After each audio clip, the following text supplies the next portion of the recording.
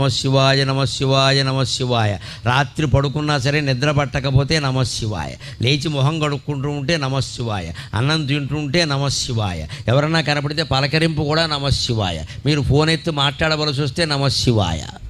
ఇంత ఇదిగా భగవన్నామాన్ని మనం సొంతం చేసుకుంటే అన్ని రకాల పాపాలు కాదు, సకల కర్మలు నశించిపోతాయి. అన్ని కర్మఫలాలు పోయి జ్ఞానం పొంది మోక్షం పొందుతాం. ఎప్పుడూ ఆనందంగా ఉంటాం. భగవన్నామస్మరణ అంత గొప్పది. అలా చేస్తేనే శివుడు కాపాడుతాడు. గమనించండి. ఇలా ఊరికే దండం పెట్టేగానే ఏం కాపాడాను? అలా అయితే అందరినీ కాపాడాలిగా.